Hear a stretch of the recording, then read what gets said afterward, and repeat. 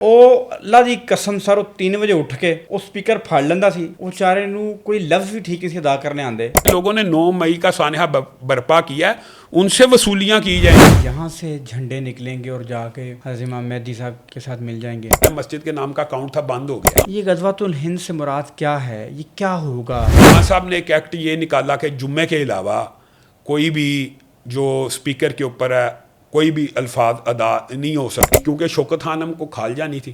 लाहौर पूरे में कोई भी मजहबी जमात खाल नहीं थी इकट्ठा कर सकती, ना किसी को NOC जारी होते थे। ये मसाइल थे मजहबी जमातों को। फिर जो स्पीकर के ऊपर अदान थी, एम्पलीफायर एक्ट का जो सारा का सारा इतलाक था खान साहब के ऊपर दौर में जितने आप क्या था ये बताएं, एम्पलीफायर एक्ट क्या था?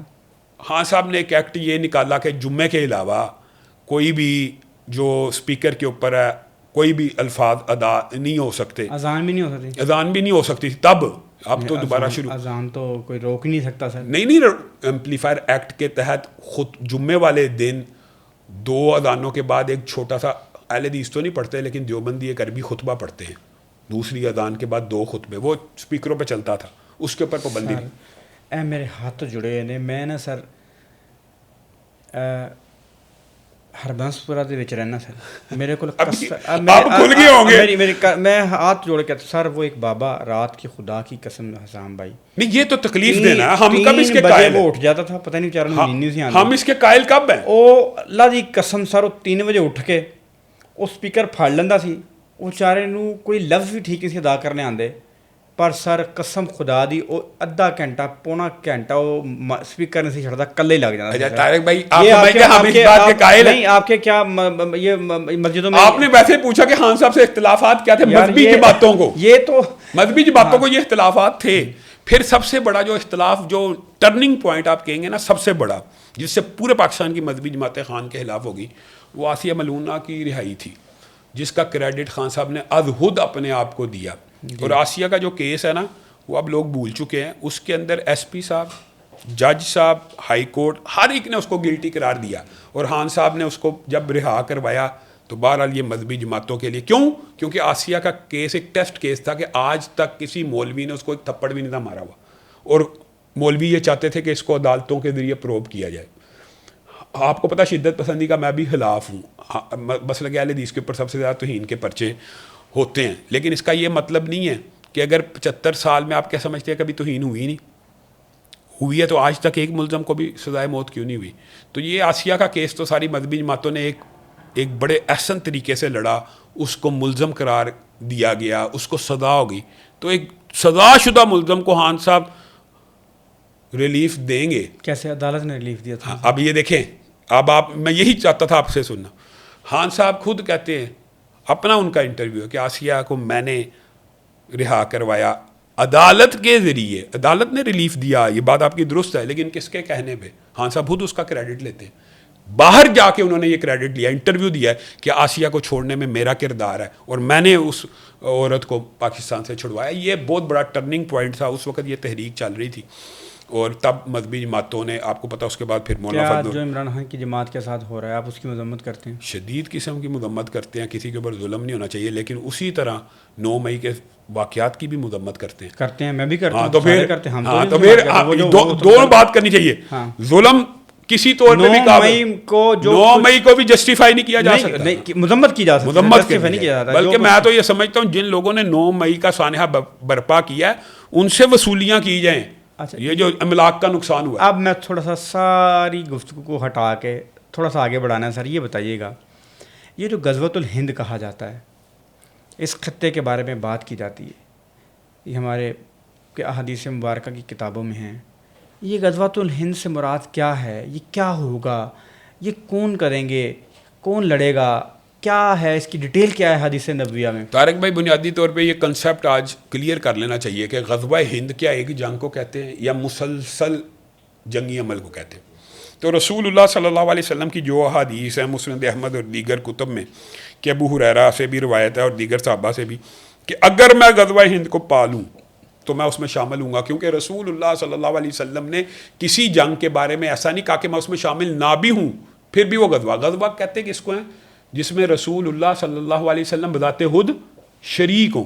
एक ऐसी जंग جس میں رسول اللہ عملی طور پہ شریک نہیں ہے لیکن کہیں وہ غزوہ ہے، یعنی اس کی فضیلت یہ ہے جیسے میں محمد صلی اللہ علیہ وسلم آپ کے ساتھ جنگ میں ہوں. یہ ویسے ہی ہے حدیث کہ جس نے رمضان میں عمرہ کیا اس نے گویا میں محمد کے ساتھ حج کر لیا صلی اللہ علیہ وسلم. تو باقاعدہ باضابطہ طور پہ اس جنگ کو رسول اللہ نے غزوہ قرار دیا کہ گویا میں بھی اس میں شامل ہوں، اس کی ابتدا میں کر رہا ہوں.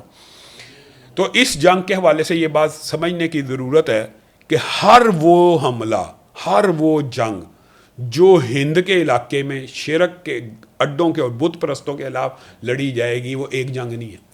وہ محمد بن قاسم کا حملہ بھی تھا، وہ محمود غزنوی کے حملے بھی تھے، اور وہ قیامت تک ہند کے اس ہندوستان کو ہی کہتے ہیں کہ جہاں پہ ہندوؤں کی حکومت ہوگی ان کے خلاف جو جنگ لڑی جائے گی اس کو غزوہ ہند. ہمیشہ ایک جنگ نہیں ہے، ہر مارکا غزوہ ہند ہوگا. اور رسول اللہ صلی اللہ علیہ وسلم کی باقی احادیث کو اگر دیکھیں خراسان کے جھنڈوں والی، تو وہ بھی اس لشکر میں بھی شمولیت کا مسلمانوں کو تلقین کی. یعنی دو لشکر ہیں جن میں رسول اللہ نے ہدایت کیا شامل ہونا چاہیے، ایک غزوہ ہند کے اندر اور ایک وہ امام مہدی کے لشکر کے اندر جو خراسان سے نکلے گا، گویا پاکستان افغانستان کا جو آج کل کا ایریا.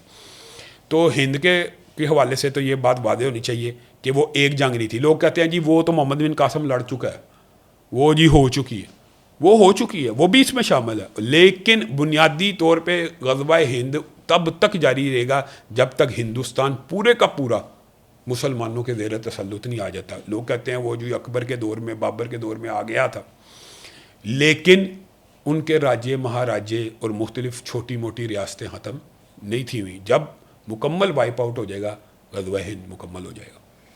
یہ بتائیے گا، یہ کہا جاتا ہے کہ یہاں سے جھنڈے نکلیں گے اور جا کے حضرت امام مہدی صاحب کے ساتھ مل جائیں گے، یہ پاک فوج ہی ہوگی؟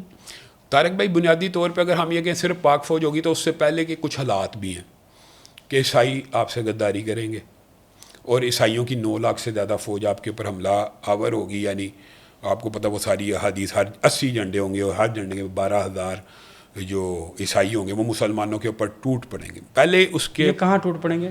مسلمانوں کے اوپر. کس جگہ ہوگا یہ؟ یہی ایریا خراسان کا. اچھا، یعنی پاکستان، افغانستان، ایران، عراق، سعودیہ کے حصے. بنیادی طور پہ اس سے پہلے بھی کی بھی حدیث ہے، اگر یہ تو اب تفصیلی الگ بالکل آپ نے موضوع چھیڑا. بنیادی طور پہ حدیث کے الفاظ یہ ہیں کہ عیسائی اور مسلمان مل کے ایک قوت سے جنگ لڑیں گے. جب اس قوت کو شکست ہو جائے گی تو عیسائی کہیں گے یہ ہم نے شکست دی ہے، اور مسلمان کہیں گے یہ ہم نے شکست دی ہے. اس بنیاد کے اوپر مسلمانوں اور عیسائیوں میں اختلاف ہو جائے گا. جب یہ اختلاف بڑھتا چلا جائے گا عیسائی کہیں گے اب مسلمانوں کو بھی نیست و نبود کر دو، اس دشمن کو تو مشترکہ کو کر دیا تھا. تو وہ مسلمانوں کے اوپر ٹوٹ پڑیں گے 80 جھنڈے لے کے، یعنی 80 لشکر ہوں گے 12,000 کا. 9 لاکھ سے اوپر یہ تعداد بنتی ہے. اب اس لشکر کی مخالفت کرنے کے لیے یہاں سے فوجیں جائیں گی. اگر آپ کے وہ صرف پاکستانی فوج ہوگی تو اس کے اندر پاکستانی فوج بھی ہو سکتی ہے، افغانستان کے فوج بھی ہو سکتی ہے، شام کی فوج بھی ہو سکتی ہے. اسی خطے کو کہا گیا پاکستان، افغانستان، اسی کو خراسان کہتے تھے. ایران کا ہی کچھ حصہ، شام کا ایک حصہ، یہ ساری کی ساری پٹی مل کے عیسائیوں کے خلاف جنگ لڑے گی. تو مسلمانوں اور عیسائیوں کا ایک تصادم ہونے والا، جس کو وہ ہرمجدون بھی کہتے ہیں. تو اس کے اندر یہودی بھی ظاہر کود، ارمیگڈون کہتے ہیں انگلش میں اس کو، ارمگیڈن شاید یہ کہتے ہیں، ارمجدون کی ظاہر انگلش یہی ہوگی.